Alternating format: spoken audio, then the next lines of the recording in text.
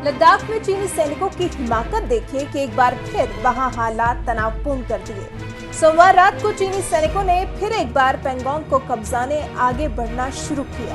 भारत की तरफ बढ़ रहे चीनी सैनिकों को देख भारत के सैनिक सतर्क हो गए, लेकिन देखते ही देखते चीनी सैनिक बढ़ते ही चले आ रहे थे, तो जवाब में भारतीय सैनिकों को फायरिंग करनी पड़ी।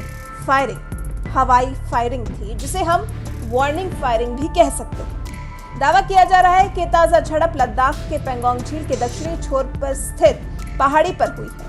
चीन के सैनिकों को पैंगोंग की तरफ बढ़ने से रोकने के लिए भारतीय सैनिकों ने हवाई फायरिंग की, तो चीन ने इसे भारत के खिलाफ इस्तेमाल करना शुरू कर दिया। कहने लगा कि भारत ने एलएसी भी पार की और गोलाबारी भी की। चीनी अखबार ग्लोबल टाइम्स ने चीनी सेना के वेस्टर्न थिएटर कमान के प्रवक्ता के हवाले से पैंगोंग त्सो के पास झड़प की बात कही। सरकारी अखबार में लिखा है कि भारतीय सेना ने पैंगोंग झील के दक्षिणी छोर के पास शेनपाओ की पहाड़ी पर एलएसी को पार किया।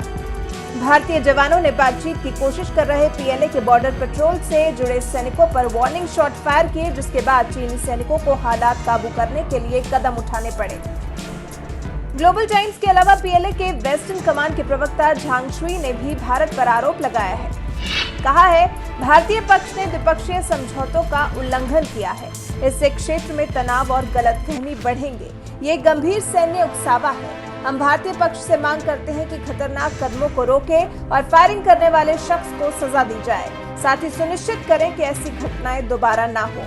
पीएलए के वेस्टर्न कमान के सैनिक अपने कर्तव्यों का पालन करेंगे और राष्ट्र की क्षेत्रीय संप्रभुता की रक्षा करेंगे।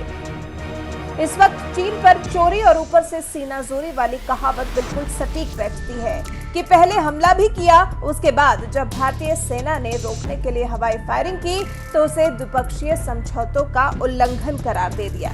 बाहर चीन। असल खबर से आपको रूबरू कराएं तो जानकारी मिली है कि ये हमला शी जिनपिंग के आदेश पर हुआ है। सूत्रों के हवाले से मिली जानकारी के मुताबिक सैन्य अधिकारियों ने भारत से देश के हालात को लेकर जब राष्ट्रपति शी जिनपिंग से मुलाकात की, उसके बाद ही चीनी सेना ने भारतीय सैनिकों पर हमला बोला है। तो फिर भारतीय सैनिक भी कैसे चुप बैठते? बदले में चीनी सेना को रोकने के लिए भारत को भी हवाई फायरिंग करनी पड़ी।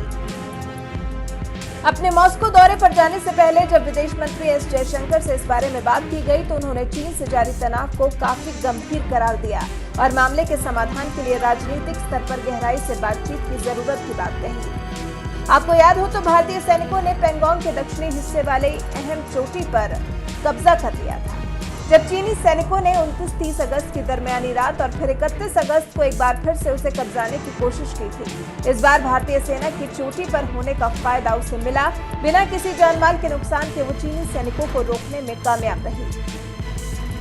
आपको बता दें, चीन का यह हाल तब है जब रूस की राजधानी मॉस्को में अभी बीते शुक्रवार को ही रक्षा मंत्री राजनाथ सिंह ने चीन के रक्षा मंत्री वेई फेंघे से मुलाकात की थी। ये 2 घंटे 20 मिनट तक चली बैठक में राजनाथ सिंह ने चीन के मंसूबों के बारे में भारत को पता होने की पोल खोल कर रख दी थी, चीन को आगाह किया था।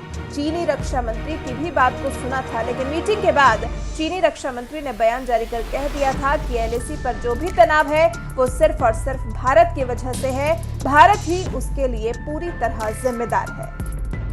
माना जा रहा है कि विदेश मंत्री एस जयशंकर भी मॉस्को जाने वाले हैं, जहां संभव है कि उनकी मुलाकात चीन के विदेश मंत्री वांग यी से हो। अब देखते हैं कि इन 2 मंत्रियों के बीच बैठक में से इस चीन भारत सीमा विवाद को लेकर क्या निष्कर्ष निकलकर सामने आता है। फिलहाल सोमवार रात हुई कार्रवाई तो सरासर जिनपिंग के आदेश पर हुई कार्रवाई प्रतीत हो रही है।